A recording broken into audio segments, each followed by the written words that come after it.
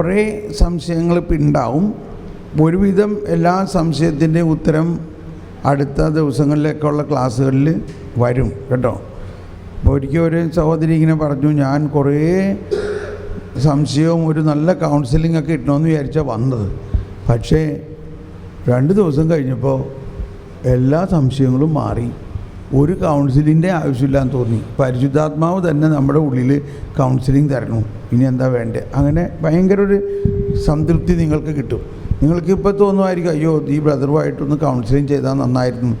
വാസ്തവത്തിൽ അതിൻ്റെ ആവശ്യമില്ല. നമ്മൾ ഈ പറയുന്ന കാര്യങ്ങളെല്ലാം നിങ്ങളുടെ ജീവിതം മുഴുവനും നിങ്ങളെ നയിക്കാവുന്ന തരത്തിൽ എല്ലാം ക്രമീകരിക്കപ്പെടും. ഇപ്പോൾ ഇന്ന് നമ്മൾ കേട്ടു, പരിശുദ്ധാത്മാവ് നമുക്ക് വേണ്ടി പ്രാർത്ഥിക്കുന്നു. നിധി കൂടുതൽ എന്താ വേണ്ടേ പറയും. കേൾക്കുകയല്ല, ആ പ്രാർത്ഥന ഒരു അനുഭവമായിട്ട് വന്നോ. ഈ കുറേ ദിവസം മുമ്പ് ഞങ്ങളുടെ ഗ്രൂപ്പിൽ ഞങ്ങളിങ്ങനെ പ്രാർത്ഥിക്കുമ്പോൾ, അപ്പോൾ വെളുപ്പിനുള്ള എൻ്റെ പ്രാർത്ഥനയിൽ ഇങ്ങനെ തന്നെ വന്നായിരുന്നു, പരിശുദ്ധാത്മാവ് പ്രാർത്ഥിച്ച് അതിനുവേണ്ടി. അങ്ങനെ പ്രാർത്ഥിച്ച് ഞങ്ങളുടെ ഗ്രൂപ്പിൽ പ്രാർത്ഥിക്കുമ്പോൾ ഒരു റോട്ടിലൊരു വണ്ടി ഇച്ചിരി കയറാൻ ബുദ്ധിമുട്ടി, സാവധാനം അതവിടെ നിന്നു. ഇതൊരു ദർശനമാണ്.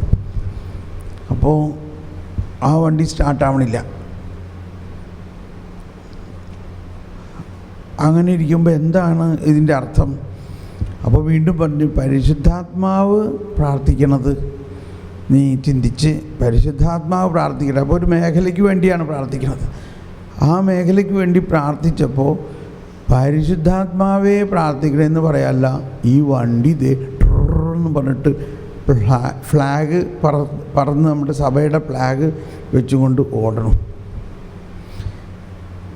ഇങ്ങനെ ഒരുപാട് ചിഹ്നങ്ങളിലൂടെ നമുക്ക് കാണിച്ചു തരും. പരിശുദ്ധാത്മാവ് പ്രാർത്ഥിക്കുമ്പോൾ ഇപ്പോൾ നിങ്ങൾ പറഞ്ഞില്ലേ, പൂരപ്പറമ്പിൽ അമുട്ട് പൊട്ടണം, ഇതൊക്കെ കണ്ടിട്ടുള്ളതാണ്. ഒരു റോക്കറ്റിന് തീ കൊടുത്ത മാതിരി റോക്കറ്റ് അങ്ങ് പോകണം. അപ്പോൾ അന്ന് പിറ്റേ ദിവസമൊക്കെ ഈ റോക്കറ്റ് കണ്ടു.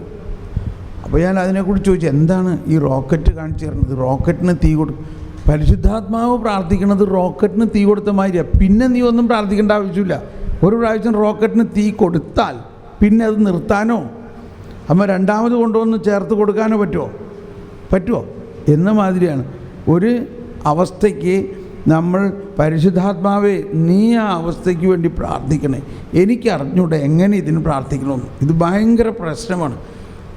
നീ പ്രാർത്ഥിക്കുക എന്ന് പറഞ്ഞങ്ങ് വിശ്വസിച്ച് കഴിഞ്ഞാൽ റോക്കറ്റിന് തീ കൊടുത്ത പോലെയാണ്. പിന്നെ അതിനുവേണ്ടി പ്രാർത്ഥിക്കുകയേ വേണ്ട എന്ന് വിശ്വസിക്കണം. കാരണം പരിശുദ്ധാത്മാവ് പ്രാർത്ഥിച്ചാൽ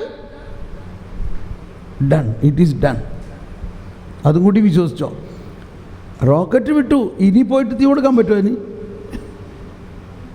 അത് കൃത്യമായിട്ട് അവിടെ ചെന്നോളും. അത് ഭ്രമണപഥത്തിൽ ചെന്ന് അവിടെ ആ സാറ്റലൈറ്റിനെ നിക്ഷേപിച്ച്, അപ്പോൾ റോക്കറ്റിൻ്റെ സിമ്പിളിൽ ഒരുപാട് പ്രതീകങ്ങളാണ് ഇങ്ങനെ.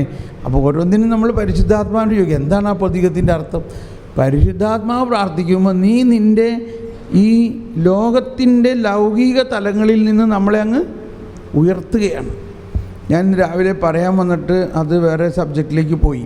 പ്രാർത്ഥനയുടെ ഒരു കാര്യമാണ്.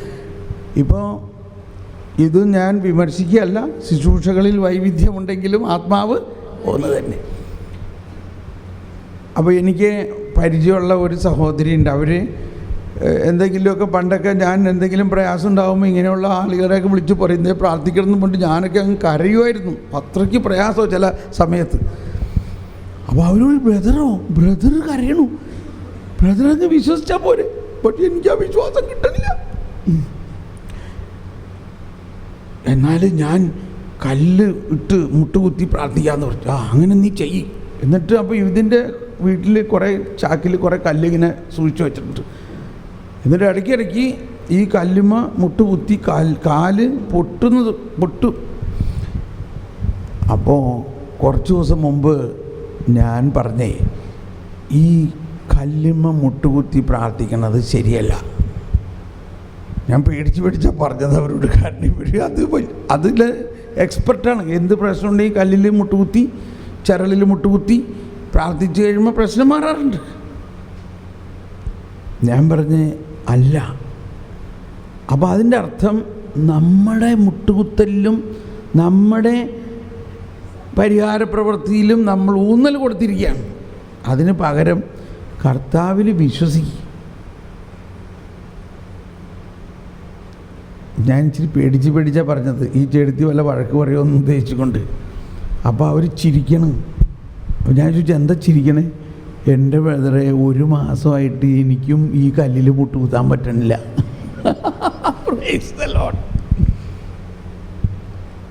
കർത്താവ് ചോമിച്ചുക എല്ലാം ചെയ്ത് കഴിഞ്ഞിരിക്കണു. നമ്മളതങ്ങ് വിശ്വസിച്ചാൽ മതി. ഈശോ പറഞ്ഞത്, നീ വിശ്വസിക്കുമെങ്കിൽ ഈ മല പോലും മാറും. നമുക്കൊരു മിനിറ്റ് നമ്മുടെ പ്രവൃത്തിയുടെ തലങ്ങളിൽ നിന്നും വിട്ട്, പ്രാർത്ഥനയും അനുഷ്ഠാനത്തിൻ്റെ തലങ്ങളിൽ നിന്ന് വിട്ട് വിശ്വാസത്തിൻ്റെ തലത്തിലേക്ക് വരിക.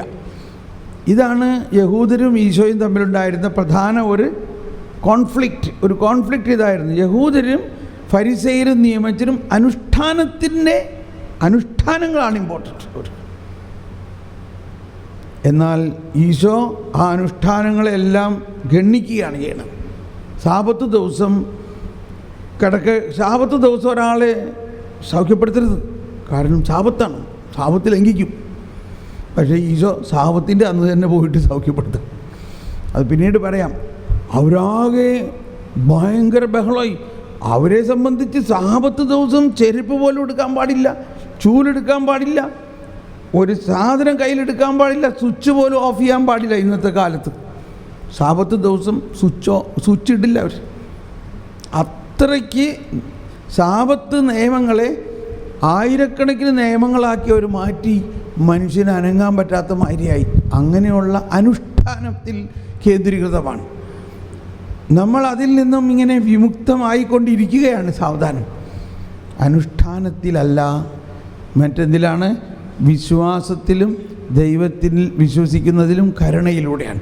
നമുക്കൊന്ന് നമ്മുടെ വിശ്വാസം ഈ പരിശുദ്ധാത്മാവ് തന്നെ ഒന്ന് പ്രാർത്ഥിക്കണേ. എന്നിൽ വസിക്കുന്ന പരിശുദ്ധാത്മാവേ, എനിക്ക് വേണ്ടി പ്രാർത്ഥിക്കണമേ. എൻ്റെ വിശ്വാസം അനുഷ്ഠാനത്തിൽ നിന്നും വിശ്വാസത്തിലേക്ക് ഉയരണമേ. അനുഷ്ഠാനത്തിൽ നിന്ന് വിട്ട് കർത്താവിൽ ആശ്രയിക്കുന്നതിലേക്ക് ഉയർത്തുന്നതിന് പരിശുദ്ധാത്മാവ് എനിക്ക് വേണ്ടി പ്രാർത്ഥിക്കണം. എല്ലാവരും ഭാഷാപരത്തിൽ പ്രാർത്ഥിച്ചുകൊണ്ട് ഓ പരിശുദ്ധാത്മാവേ, അനുഷ്ഠാനങ്ങളിൽ നിന്നും ഞങ്ങളെ വിടുവിച്ചുകൊണ്ട് സ്നേഹത്തിൻ്റെയും കരുണയുടെയും സന്തോഷത്തിൻ്റെയും ആനന്ദത്തിൻ്റെയും ദൈവാശ്രയത്തിലെയും ആകുന്നതിന് ഹല്ലേലൂയ, ഹല്ലേലൂയ. പരിശുദ്ധാത്മാവേ പ്രാർത്ഥിക്കണമേ, പരിശുദ്ധാത്മാവേ പ്രാർത്ഥിക്കണമേ, പരിശുദ്ധാത്മാവേ, ഞങ്ങളിൽ വസിക്കുന്ന പരിശുദ്ധാത്മാവേ പ്രാർത്ഥിക്കണേ. Praise the Lord. എന്തിനു പറയണം, ഇപ്പം എനിക്ക് അങ്ങനെ ആരോടും പ്രാർത്ഥിക്കാൻ വിളിച്ച് പറയാൻ തോന്നാറില്ല. എന്ത് പ്രശ്നമുണ്ടെങ്കിലും ഒരാളോട് പറഞ്ഞാൽ മതി. ആരോട്? പരിശുദ്ധാത്മാവിനോട്. Praise the Lord. റോക്കറ്റിന് തീ കൊടുത്ത മാതിരി ഉടനെ സംഭവം വിടുകയാണ്, കാര്യം പടപടയെന്ന് നടക്കുകയാണ്. നമ്മൾ ഉദ്ദേശിക്കുന്നതിനേക്കാളും വലിയ രീതിയിൽ സംഭവങ്ങൾക്ക് ഡെവലപ്മെൻ്റ് ഉണ്ടാകണം. Praise the Lord.